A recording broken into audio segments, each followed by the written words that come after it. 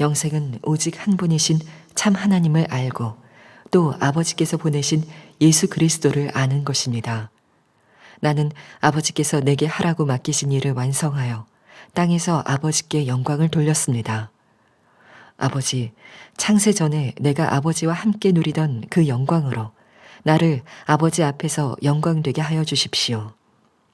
나는 아버지께서 세상에서 택하셔서 내게 주신 사람들에게 아버지의 이름을 드러냈습니다.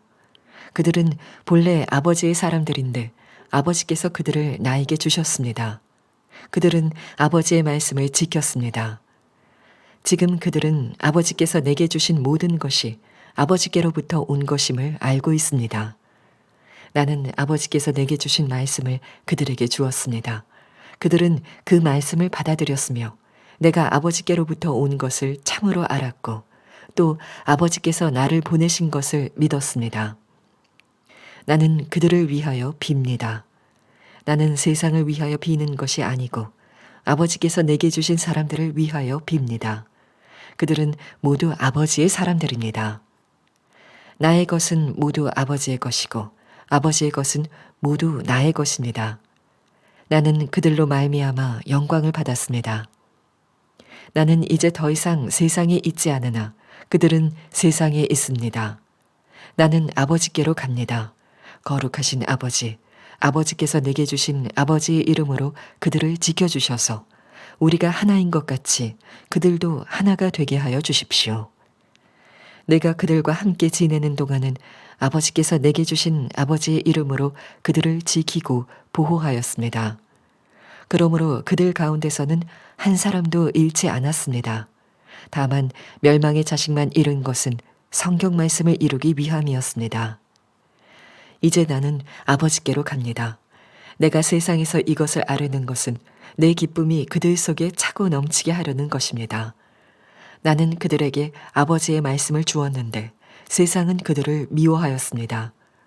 그것은 내가 세상에 속하여 있지 않은 것과 같이 그들도 세상에 속하여 있지 않기 때문입니다. 내가 아버지께 비는 것은 그들을 세상에서 데려가시는 것이 아니라 악한 자에게서 그들을 지켜주시는 것입니다. 내가 세상에 속하지 않은 것과 같이 그들도 세상에 속하지 않았습니다. 진리로 그들을 거룩하게 하여 주십시오. 아버지의 말씀은 진리입니다. 아버지께서 나를 세상에 보내신 것과 같이 나도 그들을 세상으로 보냈습니다. 그리고 내가 그들을 위하여 나를 거룩하게 하는 것은 그들도 진리로 거룩하게 하려는 것입니다. 지난 금요 성령 집회 때 우리 다음 세대를 위해서 안수기도 해주는 시간을 가졌습니다. 앞으로 매달 첫 주 우리 금요 성령 집회는 우리 다음 세대를 위해서 기도해 주는 시간을 가지려고 합니다. 많은 아이들이 나왔어요. 초등학생들도 많이 나와서 기도를 받으러 왔는데 기도 제목을 보니까 참 감동이 되었습니다. 더욱 주님을 알게 해주십시오. 또한 더 큰 믿음을 갖게 해주세요. 친구들과 주위 사람들이 우리 하나님을 알게 해주세요. 이런 기도 제목들이었습니다. 어떤 목사님이 예수동행 일기에 자신의 아들이 그날 어떻게 기도했는지 그 기도 제목을 올리셨습니다. 아빠가 빨리 들어오게 해주세요. 아빠가 힘있게 사역할 수 있게 해주세요. 기도 제목을 보는데 자신을 위한 기도 제목은 하나도 없더랍니다. 다 아빠를 위한 기도 제목이었습니다. 그걸 보고 아빠가 참 목이 메었다고 해요. 아빠가 더 힘내야겠다라고 다짐했다고 합니다. 여러분, 아들이 아빠를 위해서 기도했는데도 이렇게 힘이 난다면 우리 주님이 저와 여러분들을 위해서 기도한다면 얼마나 더 힘이 나겠습니까? 오늘 요한복음 17장에 보면요, 예수님께서 십자가를 지시기 전에 그 자신과 제자들을 위해서 기도하는 장면이 나옵니다. 예수님이 제자들을 위해서 또한 저와 여러분들을 위해서 기도하신다는 거예요. 어떤 분들은 예수님이 우리를 위해 기도하신다, 이거를 모르시는 분들도 많이 계시고요, 이해하지 못한 분들도 많이 계십니다. 예수님은 누구시냐면 하나님과 우리 사이의 유일한 중보자, 매개자십니다. 여러분, 디모데전서 2장 5절에 보면 이런 말씀이 있어요. 하나님은 한 분이시요 하나님과 사람 사이의 중보자도 한 분이시니 곧 사람이신 그리스도 예수이십니다. 그래서 중보자는 끊어진 둘 사이를 잇는 자를 말하죠. 그래서 인간이 하나님과 범죄하여 단절이 되었는데 하나님과 인간을 연결하신 분이 바로 예수님, 그분이십니다. 인간의 죄를 구속하기 위해서 십자가에서 죽으시고 하나님께로 가는 그 유일한 길을 여신 분, 그분이 그 길이시죠. 그분이 진리이시죠. 그분이 바로 예수님입니다. 히브리서 8장 6절에 보면 그를 새 언약의 중재자다 이렇게 번역을 했습니다. 그래서 7장 24절에 보면 예수는 영원히 계시는 분이므로 제사장직을 영구히 간직하십니다. 따라서 그는 자기를 통하여 하나님께 나오는 사람들을 완전하게 구원하실 수 있습니다. 그는 늘 살아계셔서 그들을 위하여 중재의 간구를 하십니다. 중보자 예수 그리스도에 대한 말씀이죠. 이 기도의 대상은 제자들만이 아니라 제자들을 통하여서 예수님을 믿게 될 미래의 장래의 그리스도인들, 즉 저와 여러분들을 포함합니다. 20절을 보시기 바랍니다. 나는 이 사람들을 위해서만, 즉 제자들이죠, 비는 것이 아니고 이 사람들의 말을 듣고 나를 믿는 사람들, 믿게 될 사람들을 위해서도 기도하신다는 거예요. 저와 여러분들을 위해서 예수님께서 지금도 하나님의 우편에서 기도하고 계신다는 것입니다. 자, 그렇다면 예수님이 기도하실 수밖에 없는 이유는 과연 무엇일까요? 예수님이 자신이 이제 세상을 떠나시면 자신에게 왔던 모든 유혹과 공격과 시험들이 이제는 고스란히 누구에게 갈까요? 제자들에게 향할 것을 예수님은 너무나 잘 아셨습니다. 그리고 어떤 유혹과 공격이 있을 것도 아셨고 어떻게 해야 그것을 이겨낼지도 예수님은 알고 계셨던 거예요. 만약에 이 제자들 그리고 우리가 세상이 아니라 세상 밖에서, 예를 들면 정말 수도원이나 섬이나 정말 세상 밖에서 살게 된다면 이런 기도 할 필요가 없습니다. 이런 기도가 필요한 이유는요, 세상 안에서 살기 때문에 그래요. 우리는 세상에 속한 사람이 아닌데 세상 안에 살기 때문에 세상의 악한 이들이, 또한 마귀가 제자들을, 우리들을 가만 놔두지 않는다는 거예요. 쓰러뜨리라고, 할 수만 있거든 넘어뜨리라고 온갖 유혹과 공격을 한다는 것입니다. 그래서 예수님이 기도하신 것은 크게 세 가지입니다. 하나는 악에서 지켜주십시오, 보전입니다. 두 번째는 하나 되게 해주십시오, 연합입니다. 세 번째는 기쁨을 충만하게 해주십시오.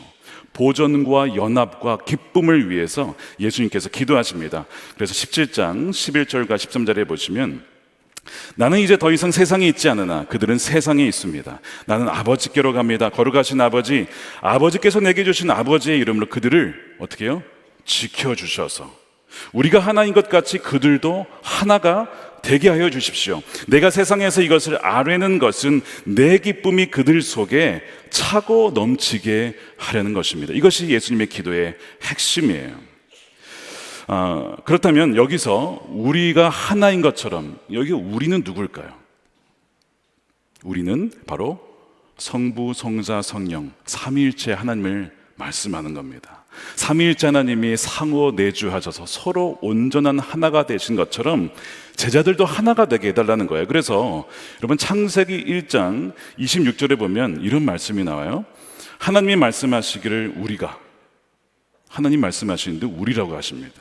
우리가 우리의 형상을 따라서 우리의 모양대로 사람을 만들자라고 하시죠. 바로 이 우리가 성부, 성자, 성령을 가리키는 것이죠. 그래서 창세기 1장 1절에서 태초에 하나님이 천지를 창조하셨다라고 했을 때 그 하나님은 엘로힘인데 엘로힘은 복수입니다. 히브리어로 복수로 표현되어 있어요. 신기하죠? 하나님은 삼위로 존재하시는 분이세요. 그래서 그 온전한 그 연합, 우리가 하나인 것처럼 이 제자들도 하나가 되게 해달라고 기도를 하시는 겁니다. 마귀는요, 우리를 공격하게 될 거예요. 이 하나됨을 깨뜨리라고 공격을 합니다. 그리고 마귀는요, 진리를 왜곡시킵니다. 예를 들어서 삼위일체 하나님을 부정해요. 여호와의 증인 같은 경우에 성자 하나님을 부인합니다. 예수님의 신성을 부인해요. 이런 식으로 진리를 공격을 해서 사람들이 믿지 못하게끔 만든다는 것이죠. 예수님은 이 제자들이 어마어마한 유혹을 당할 것임을 아시고 악한 자들로부터 지켜달라고 기도하시는 겁니다. 15절 말씀을 우리 함께 읽어보겠습니다. 시작. 내가 아버지께 비는 것은 그들을 세상에서 데려가시는 것이 아니라 악한 자에게서 그들을 지켜주시는 것입니다. 악한 자가 우리를 공격해요. 하나됨을 깨트리고 우리의 기쁨을 빼앗아 가려 합니다. 궁극적으로 악한 자의 공격의 본질은 무엇이냐? 여러분 잘 기억하십시오. 저와 여러분들과 하나님과의 관계를 끊어놓으려 할 것입니다. 어떻게 해서든지 하나님과 멀어지는 방향으로 그들은 유혹하고 공격할 것입니다. 왜냐하면 마귀는요, 이 하나님과의 관계가 모든 것이 핵심임을 다 알고 있어요. 여러분, 기쁨은 어디에서 옵니까? 우리가 하나님 안에 있을 때, 가지가 줄기에 붙어 있을 때 그 주님의 기쁨이 가지에게 흘러가는 것입니다. 하나됨도 역시 우리가 주님 안에 있을 때에 하나 되는 것인데, 하나님과 갈라지게 되면요, 기쁨도 사라지고 연합도 사라지고 다 사라지는 거예요. 그래서 마귀의 공격의 본질은 우리와 하나님과의 관계를 어떻게 해서든지 멀게 하려고, 소원시키려고 그렇게 공격을 할 것입니다. 여러분, 영생은 무엇인가? 오늘 말씀에 영생을 이렇게 정의를 해요. 3절 말씀입니다. 영생은 오직 한 분이신 참 하나님을 알고 또 아버지께서 보내신 예수 그리스도를 아는 것입니다. 이게 영생이에요. 영원한 생명입니다. 여러분, 그래서 마귀가 공격하는 것은 뭐냐면, 어떻게 해서든지 하나님과 예수님을 머리만이 아니라 경험으로 아는 그 모든 것을 방해하려고 할 것입니다. 여러분들이 예배를 드리지 못하게 할 것이고, 여러분들이 하나님을 경험하지 못하도록, 기도하지 못하도록 모든 수단을 동원해서 공격하고 유혹할 것입니다. 그래서 우리가 하나님을 바라보지 못하고 주님을 주목하지 못하게 하는 것이 마귀의 공격의 본질이에요. 자, 그래서 예수님의 이런 기도들을 보면요, 지켜달라, 하나 되게 해달라, 기쁨을 주게 해달라, 이 기도를 다 아우르는 한 가지 기도가 있는데, 그것이 뭐냐면 바로 진리로 거룩하게 해 주십시오라는 기도입니다. 그것이 17절과 19절에 나와요. 우리 함께 이것도 읽어보겠습니다. 시작. 진리로 그들을 거룩하게 하여 주십시오. 아버지의 말씀은 진리입니다. 그리고 내가 그들을 위하여 나를 거룩하게 하는 것은 그들도 진리로 거룩하게 하려는 것입니다. 거룩하게 해달라. 여러분, 이게 좀 이해되십니까? 왜 갑자기 이런 기도를 하실까? 그리고 이것이 왜 예수님의 이 세 가지 모든 기도를 포괄하는 기도일까요? 여러분, 거룩하면 무슨 생각이 나죠? 성경책을 이렇게 끼고 거룩 그래서 뭔가 이렇게 목소리를 깔고 이렇게 해야 거룩처럼 보이는데요, 거룩은 어떤 율법이나 규칙을 지키는 것만을 가리키는 것은 아닙니다. 성경이 말하는 거룩의 개념은요, 본질은요, 잘 기억하십시오. 한 가지만 바라보는 것입니다. 한 가지만. 어떤 한 가지를 위해서 따로 떼어 놓여진 것, 그것이 거룩이에요. 한 가지에 온전히 초점을 맞추는 것입니다. 다윗의 고백이 내가 원하는 것은 단 한 가지라고 했어요. 오직 하나님만 바라보는 것이죠. 예를 들어서 여러분, 구약에 성물들이 나와요.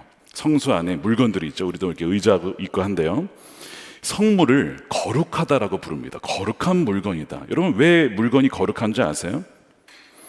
물건이 거룩하게 될 수 있는 이유는 단 한 가지입니다.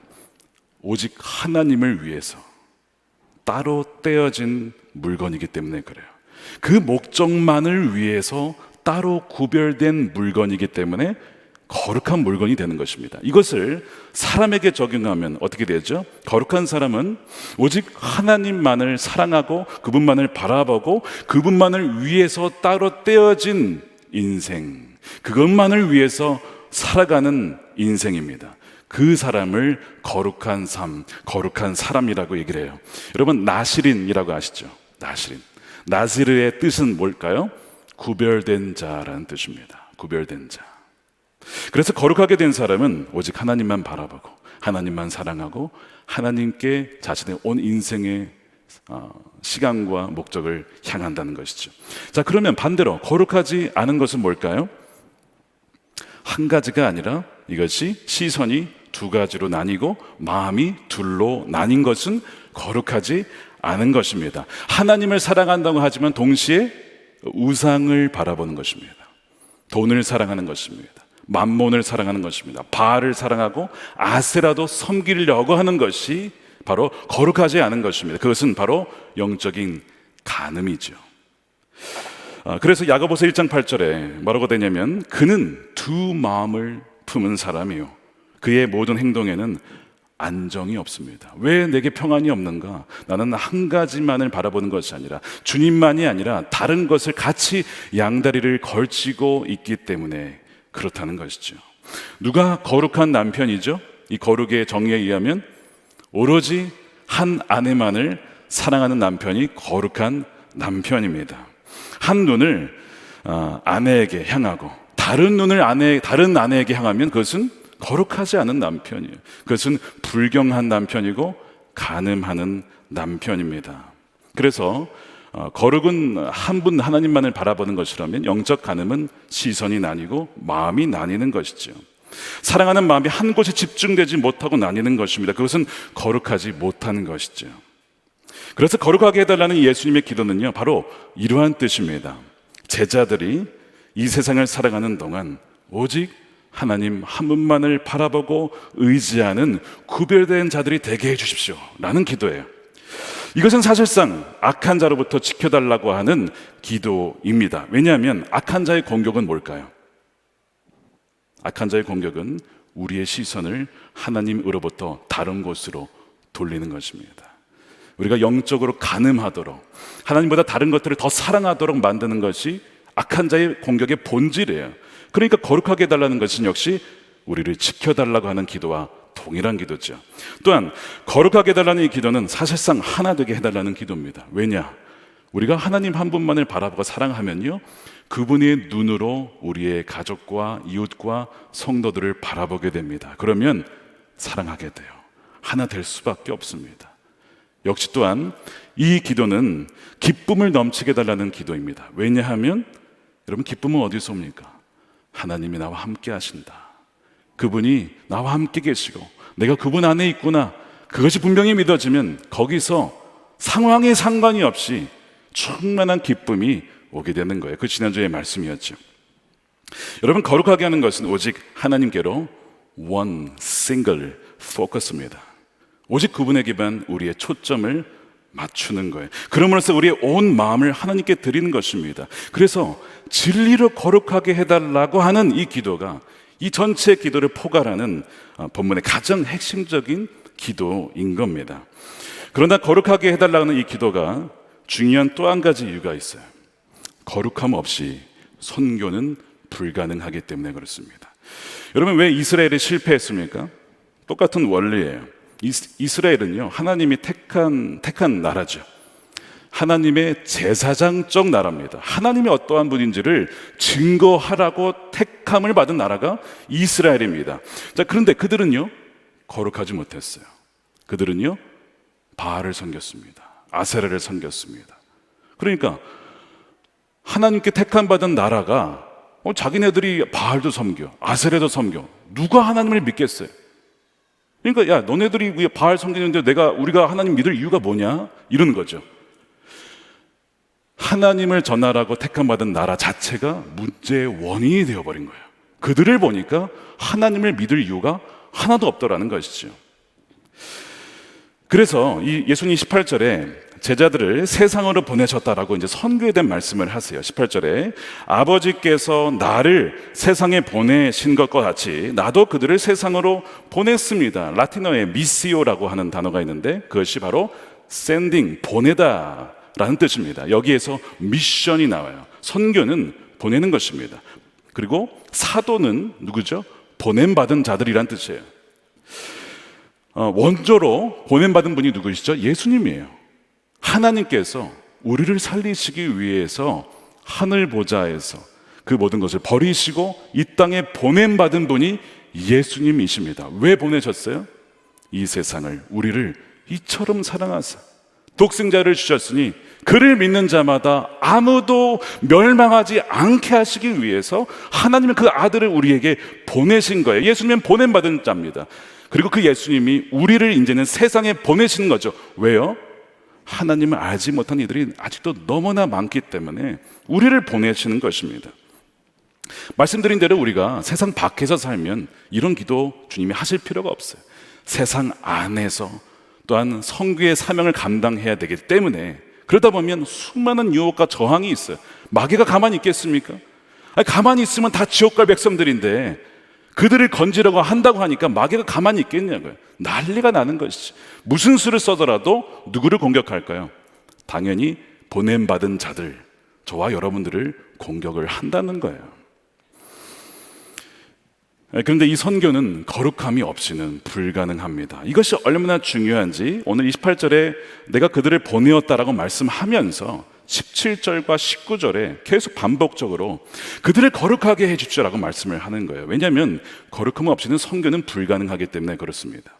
여러분, 거룩 없는 선교가 얼마나 위험하고 하나님의 영광을 가리는지 잘 보여주는 본문이 여호수아 7장에 나오는 아간의 범죄입니다. 가나안 땅은 죄악으로 가득 찬 땅이었습니다. 죄가 충만해져서 이제는 하나님께서 그 땅을 거룩하게 하시려고, 회복하게 하시려고 이스라엘 백성을 그 땅으로 보내시는 거예요. 그러니까 선교적인 본문이죠. 그 내용은요, 하나님께서 여리고성을 백성들에게 또 여호수아를 통하여서 점령하게 하십니다. 그 다음에 이제 그 여호수아가 그 여리고성을 점령한 이후에 여호수아 6장에 보면 어떻게 그들이 점령했는가를 이렇게 설명을 해요. 주님께서 여호수아와 함께 하셨으므로 그의 명성이 온 땅에 두루 퍼졌다. 하나님이 함께 하셨기 때문에 이길 수 있었던 것입니다. 하나님이 그들과 함께한 이유는요, 뭘까요? 그들이 온전히 하나님만 주목하고 하나님 말씀에 순종해서 좌로나 우로나 치우치지 아니하고 오로지 그 말씀에만 순종하며 그분을 따랐기 때문에 하나님이 그들과 함께 하셨고 그들은 그 땅을 정복할 수 있었다는 것이죠. 그랬을 때에 그 땅이 사실은요, 가나안 땅의 사람들이 이스라엘 백성들이 오기 전부터 하나님이 어떤 분인지를 듣고 있었어요. 애굽과 요단강에서 어떠한 일이 벌어졌는지 이미 소문을 들어 알고 있었습니다. 그것이 여호수아 2장 9절이에요. 라합이 얘기를 합니다. 라합이 말하였다. 나는 주님께서 이 땅을 당신들에게 주신 것을 압니다. 이미 오기도 전부터 알고 있었어요. 당신들이 이집트에서 나올 때에 주님께서 당신들 앞에서 어떻게 홍해의 물을 마르게 하셨으며 또 당신들이 요단강 동편에 있는 아모리 사람의 두 왕 시온과 옥을 어떻게 전멸시켜서 희생제물로 바쳤는가 하는 소식을 우리가 들었기 때문입니다. 이들은 벌써 하나님이 어떤 분인지를 들었어요. 그들이 들을 수 있었던 이유가 뭐라고요? 여호수아와 그의 백성들이 하나님만을 주목하고 그의 말씀에 순종했기 때문에 이들이 그것을 들은 겁니다. 선교는요, 우리가 거룩할 때 가능한 거예요. 그래서 여기 말씀에서 하고 있는 겁니다. 여호수아 갈렙이 오직 하나님만 바라보고 갔더니 거룩한 백성으로 살아갔더니 벌써부터 선교의 열매가 준비가 되어 있어요. 라합이 가나안 땅의 첫 번째 열매예요. 이미 준비가 되어 있었어요. 우리는 하나님 믿겠습니다. 그러니까 우리를 죽이지 마시고 우리를 살려주십시오. 이미 준비가 되어 있더라는 거예요. 왜요? 거룩한 백성으로 살아갔더니 열매를 주시더라는 것이죠. 그런데 거룩하지 않으면요, 주의 백성이 간음을 하게 되면 이 선교는요 매우 어려워집니다. 거의 불가능해집니다. 그것이 뭐냐면 아이성 전투예요. 이 아이성은 작은 성이긴 하지만 가나안 땅에 굉장히 중요한 전략적인 위치를 차지하고 있는 땅입니다. 그 성이기 때문에 반드시 차지해야 될 성이죠. 그런데 이 성이 작으니까요, 어떻게 하죠? 그냥 군사 한 2-3천 명 보내서 처리하십시다. 여호수아도 거기에 동의를 했는데 어떻게 되죠? 36명이 죽임을 당하고 점령도 하지 못하게 돼요. 여호수아가 울며 옷을 찢으며 하나님의 궤 앞에서 기도를 하는 거예요. 하나님, 도대체 어떻게 된 겁니까? 우리를 버리신 것입니까? 막 기도를 하니까 하나님께서 왜 패전했는지 그 이유를 설명해 주십니다. 그것은 범죄였습니다. 여호수아 7장 11절이죠. 이스라엘이 죄를 지었다. 나와 맺은 언약 지키라고 명령 그 언약을 그들이 어겼고 전멸시켜서 나 주에게 바쳐야 할 물건을 도둑질하여 가져갔으며 또한 거짓말을 하면서 그 물건을 자신들의 재산으로 만들었다. 지금 거짓말했다, 도둑질했다 말씀을 해요. 그 자가 누구냐? 바로 말씀을 어기고 자신의 개인적인 이득을 취한 자, 바로 아간입니다. 자, 하나님이 죄를 지었다라고 했어요. 이 죄가 히브리어 하타라고 되어 있는데 근본적인 뜻은 뭐냐면 기준에서 벗어났다, 표적을 맞추지 못했다, 미싱이라는 뜻을 갖고 있습니다. 다시 말해서 시선을 하나님께 고정하지 못했다는 것입니다. 시선을 하나님께 고정하지 못하고 우상에게로 돌렸다는 거예요. 주님은 그걸 얘기하는 겁니다. 지금 거짓말하고 도적질한 것이 문제가 아니에요. 그것은 열매입니다. 그럼 뿌리는 뭐예요? 하나님께로 향한 시선을 갖지 못하고 다른 곳으로 향했다는 거예요. 그래서 거짓말하고 그래서 도적질했다는 것입니다. 그 근본적인 이유를 말씀합니다. 그의 마음이 나뉘어졌어요. 하나님을 따르는 것 같지만 그의 마음이 재물을 향했습니다. 아간이라는 자요, 아무도 모를 줄 알았어요. 혼자 한 거거든요. 몰래, 아무도 보지 않았어. 아무도 모를 거야. 그렇게 해서 범죄했는데 제비를 뽑아 보니까 이 아간이 뽑힌 거예요. 하나님 앞에 숨길 수 있는 것은 여러분 아무것도 없습니다. 아무도 보지 않는다고요? 무슨 소리입니까? 하나님이 보십니다. 여호수아 7장 21절에 그가 이제 걸린 다음에 자초지정을 설명하죠. 제가 전리품 가운데서 신할에서 만든 아름다운 외투, 외투가 너무 멋있으면 끌릴만 하죠. 나도 입어보고 싶다, 그런 마음이 들 수 있겠죠. 은 200세겔과 50세겔이 나가는 금덩이도 있었어요. 보고 탐이 났다. 뭘 봤다고요? 금덩이를 봤어요. 시선이 하나님에서부터 금덩이로 향했습니다. 그래서 탐나는 마음이 드는 거예요. 보십시오. 그 물건들을 저의 장막 안땅 속에 감추어 두었는데 은을 맨 밑에 두었습니다. 물론 하나님께서는 우리에게 재물도 주시고 우리가 필요한 것들을 공급해 주시는 분이세요. 그래서 요엘서 2장 24절 이후에 보시면요, 하나님은 타작마당에 곡식이 가득 차게 하여 주시고 황충과 풀무치로 인하여서 삼켜버린 몇 년치의 손해를 내가 다 보상해 줄 것이다 하시는 분이십니다. 너무나 풍성하시고 인자하시고 자비로운 분이십니다. 마음껏 먹고 배부르게 하겠다라고 말씀을 하십니다. 그런데 지금은 아니라는 거예요. 지금은 거룩한 전쟁, 성교중이었어요. 하나님 분명 이 땅은 죄악된 땅이므로 그들의 재산을 갖지 말아라, 다 나에게 바쳐서 불로 태워라 바치라고 말씀을 하셨습니다. 그러나 순간 하나님을 바라보지 못하고 하나님을 신뢰하지 못했습니다. 정말 하나님이 우리의 재정을 채워주실까? 걱정이 드는 거예요. 정말 하나님이 그렇게 하실까? 아닐 거야, 내가 챙겨야지 라는 마음이 든 거예요. 재물을 보는 순간 갚지 못한 대출금이 생각이 났는지도 모릅니다. 코로나 때문에 가지 못했던 여행 비용이 생각난지도 모릅니다. 이거 있으면 적어도 제주도 아니면 해외여행은 갈 수 있지도 몰라. 자신의 노후를 위해서 노후연금이나 펀드를 생각했는지도 모릅니다. 이제 땅이 왔으니까 노후를 대비해야지 라는 마음 당연히 들 수 있죠. 그런데 그의 시선이 하나님으로부터 자신의 안전과 재물의 시선을 돌렸을 때 그는 영적 간음을 범하고 맙니다.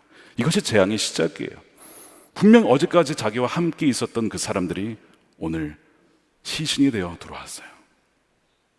그리고 하루아침에 남편과 아버지를 잃은 가족들이 얼마나 많은지 통곡하며 웁니다.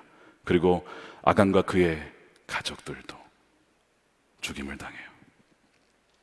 여호수아 7장 1절에서 이스라엘 백성이 범죄하였다라고 또 말씀합니다. 이스라엘 자손들이 온전히 바친 물건으로 말미암아 범죄하였으니, 히브리어 마알이라고 되어 있는데 NASB라는 성경에 보면요, act unfaithfully라고 되어 있습니다. 뭐냐면 신실하지 못하게 행동했다. 이 얘기는 어떤 뜻이냐면요, 배우자를 속이고 간음했을 때, 배우자에게 신실하지 못했을 때 쓰는 표현입니다.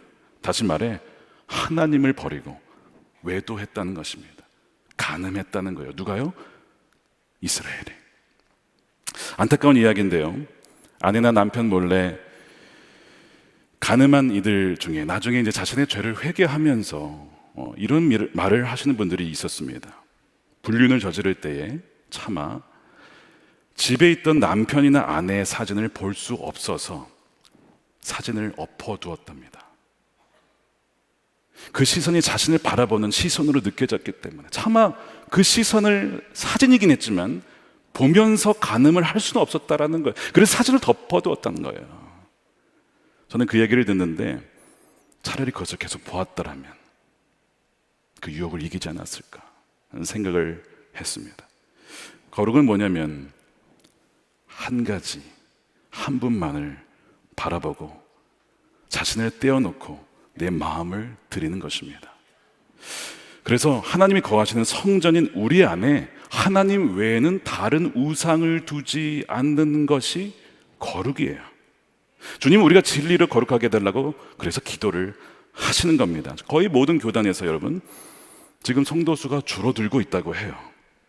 우리의 전도와 선교가 부족해서 그럴까요? 그럴 수도 있습니다. 그런데 혹시 우리가 거룩하지 못해서 그런 것은 아닐까요? 우리가 온전히 주님만을 바라보고 신뢰하지 않고 주님을 사랑한다라고 입술은 고백하지만 실은 재물도 사랑하고 땅도 사랑하고 숨기고 속이고 자기 자신만을 위해 살았기 때문에 믿지 않는 이들이 보고 내가 왜 하나님을 믿어야 될지 모르겠다, 너를 보니까. 혹시 그런 것은 아닐까? 왜 하나님은 아간 한 명이 범죄했는데 이스라엘 전체가 범했다라고 말씀하시죠? 복수로 말씀하시잖아요. 그 이유는 하나님의 백성은요 한 몸이기 때문에 그래요. 한 명이 범죄하면요 모두가 범죄한 것입니다. 우리가 다 범죄한 거예요. 그러니까 한국교회의 문제는요, 야, 저 교회의 문제야, 저 목회자의 문제야, 저 사람의 문제가 아니라 우리의 문제라는 것이죠. 맥체인 성경 읽기로 더 잘 알려진 로버트 맥체인 목사님이 생전에 이런 말씀을 하셨어요. 내 교구민들에게 가장 필요한 것은 나 자신의 거룩함이다. 왜 그 말씀을 하셨냐면 자기가 목회자인 자신이 거룩하지 않고 하나님을 바라보지 않으면요 자기가 넘어져 봐요. 얼마나 많은 피해가 있겠습니까? 그러니까 자신이 가장 주님을 바라보고 주님을 신뢰함으로써 거룩한 목회자가 되어야 진정으로 성도들과 교회에 복이 된다는 것입니다. 그러니까 그가 선교의 도구로 선택받은 자기가 걸림돌이 되어서는 안 된다라는 그 위기감을, 각성을 갖게 된 것이죠. 저는 이 말씀을 오늘 묵상하는데 정말 제 자신을 놓고 기도를 했습니다. 주님, 악한 자로부터 지켜주십시오. 주님, 하나 되지 못하게 하는 마음, 미워하는 마음, 시기하는 마음으로부터 지켜주십시오. 무엇보다 항상 주님을 바라보며 그 시선을 다른 곳으로 돌리지 않게 해주십시오라고 기도를 드렸습니다. 사실은요, 여호수아가 아니라 순식간에 여호수아가 아간이 될 수 있어요. 그로 인해서 36명이 아닙니다. 수많은 사람들이 실족하고 넘어질 수도 있는 거예요. 얼마나 두려운 마음이 드는지 모릅니다. 그러니까 오늘 이 예수님의 기도는 실은요 1차적으로 저는 묵상을 하는데 주님이 나를 위해 기도하시는 거구나, 저를 위해 기도해 주시는구나. 여러분, 주님께서 여러분의 남편과 아내를 위해서 기도하고 계시는 거예요. 왜요? 여러분의 남편이 오직 아내만을 바라보고 사랑하기를, 여러분의 아내가 오직 한 남편만을 사랑하고 바라보기를 그렇게 기도하시는 거예요. 만약 그렇지 않으면요 여러분 얼마나 그 가정에 상처와 피해가 있겠습니까? 그리고 여러분들이 또한 배우자를 위해서 기도하셔야 돼요. 주님, 서로만을 바라보고 서로만을 사랑하게 해 주십시오. 여러분, 거룩 없는 선교는 불가능합니다. 거룩 없이 하나 될 수 없고 거룩 없이 악한 자의 유혹을 이길 수가 없는 거예요. 그래서 우리는 주님을 온전히 바라봐야 됩니다. 그래서 예수님이 우리를 위해 기도하시는 것입니다. 여러분, 이것이 왜 가능한가? 예수님께서 이미 아간의 그 골짜기에서 우리를 위해서 이미 그 죄를 다 감당을 하셨어요. 19절에 보면 예수님께서 내가 그들을 위하여 나를 거룩하게 하는 것은 그들도 진리로 거룩하게 하려는 것이다. 아니, 죄 없는 예수님이 무슨 자신을 위해서 거룩하게 할까요? 이게 무슨 뜻일까요? 예수님이 우리를 위해서 자신을 따로 떼어놓았다는 거예요. 무엇을 위해서요? 구속의 어린 양, 우리를 위해서 십자가의 어린 양으로 자신을 따로 떼어넣어서 악을 골짜기에서 그분이 죽으시고 우리를 살리시기 위해서 십자가에서 죽으셨다는 거예요. 아고리 진영 밖에서 죽었어요. 예수님도 성문 밖에서 죽임을 당하십니다. 우리를 살리기 위해서 그 십자가에서 희생을 당하신 것이죠. 그리고 부활하셔서 십자가 우편에, 이제는 하나님 우편에서 우리를 위해서 기도하시죠. 여러분, 베드로가 3번이나 주님을 부인했지만 회복하죠. 그 이유가 뭔지 아십니까? 예수님이 베드로를 위해서 기도하셨기 때문에 그래요. 누가복음 22장 31절이죠. 시므나 시므나 보아라, 사탄이 밀처럼 너희를 체질하려고 너희를 소나기에 넣기를 요구하였다. 그러나 나는 내 믿음이 꺾이지 않도록 너를 위하여 기도하였다라는 거예요. 내가 다시 돌아올 때에는 내 형제들을 굳세게 하여라. 베드로가요, 회복하죠. 다시 주님을 바라봅니다. 주의 말씀을 듣고 자신의 주님께서 맡겨주신 양들을 치겠다라고 헌신을 합니다. 왜냐하면 예수님이 그를 위해 기도하셨기 때문에. 여러분, 복음은 뭐 하시냐면 예수님이 저와 여러분들을 위해서 기도하신다는 겁니다. 지켜달라고 기도하시고 악에서부터 보존해달라고 기도하신다는 거예요. 이것이 얼마나 큰 은혜인지 모릅니다. 저희 할아버지는 저와 비슷한 나이 때 일찍 하나님의 부르심을 받으셨습니다. 돌아가실 때에 병원에서 하늘에서 천군 천사를 데리고 주님이 오시는 것을 보셨다고 해요. 그래서 할머니께 이런 얘기를 하셨다고 합니다. 나는 이제 하나님께로 간다. 그러니 여보, 당신은 염려하지 마. 내가 천국에서 당신과 아이들과 가족들을 위해서 기도할게 라고 하시고 숨을 거두셨어요. 우리 할머님 5남매를 키우셔야 했습니다. 홀로 키우셔야 했습니다. 그래서 할머니께서 늘 부르시던 찬송가, 통일찬송가 363장, 내 모든 시험 무거운 짐을, 거기에 보면 무거운 짐을 나 홀로 지고 견디다 못해 쓰러질 때, 이 가사가 할머님 마음에 심금을 울리셨던 것 같아요. 이 모든 짐을 내가 지고 가야 되는구나. 정말 그래서 그랬는지 한 1년쯤 뒤에 할아버지 돌아가시고 억울하게 고소를 당하셨어요. 그리고 재산을 다 빼앗길 수도 있는 위기에 처하셨습니다. 근데 기가 막히게 하나님께서 도우셔서 오히려 그 고소한 자가 유죄를 받고 그 무죄를 받고 풀려나셨습니다. 그렇게 상황을 뒤집는 역사도 있었습니다. 나중에 시간이 흘러서 다시 할머님과 가족들이 다 모여서 예배를 드리는데 또 할머님이 내 모든 시험을 찬양을 부리려고 하는 겁니다. 그래서 큰 고모님이 말리셨답니다. 마, 이제는 무거운 짐 홀로 그만 지라. 마, 와 홀로 지노 라고 막으시면서 찬송가를 바꾸라고 하셔서 고른 것이 찬송가 376장입니다. 내 평생 소원 이것뿐. 내 평생 소원 이것뿐, 주의 일을 하다가 이 세상 이별하는 날 주 앞에 가리라. 3절은 이렇습니다. 불같은 시험 많으나 겁내지 맙시다. 구주의 권능이 크시니 이기고 남겠네. 4절은요, 금보다 귀한 믿음은 참 복의 대도다. 이 진리 믿는 사람들 다 복을 받겠네. 진리로 거룩하게 하소서. 주님이 함께 하신다는 것이 진리고, 주님이 우리를 위해서 기도하신다는 것이 진리고, 정말 할머님, 아버님 모두 그 진리를 믿고 평생 주님만을 바라보시면서 사셨습니다. 할아버지가 정말 기도하셔서 그렇게 된 것은 아닐까라도 생각도 해봤습니다. 요한계시록에 보면 그리스도인들이 주님 곁에서 탄원하는 기도를 드리거든요. 아마 할아버님도 기도하셨으리라. 그래서 일찍 데려가셨나라는 생각도 했습니다. 근데 오늘 말씀해 보니까 그 이유를 알았어요. 주님께서 이 가정을 불쌍히 여겨주셔서 정말 이 가정을 위해서 기도해 주셨구나. 여러분, 분명히 믿으십시오. 지금 주님께서 저와 여러분들을 위해서 하나님 보좌 우편에서 기도하고 계십니다. 그렇기 때문에 여러분, 아까 가사처럼 겁내지 맙시다. 왜냐하면 구주의 권능이 크시기 때문에 그렇습니다. 불같은 시험 있습니다. 유혹도 있습니다. 그러나 겁내지 맙시다. 왜요?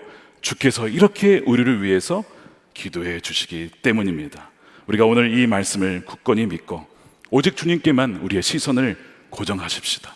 거룩은 바로 주님께 우리의 온 마음과 뜻을 다해 주님께만 시선을 고정하고 우리 인생을 드리는 것입니다. 이 놀라운 은혜가 있기를, 저와 여러분들에게 있기를 주님의 이름으로 축원합니다.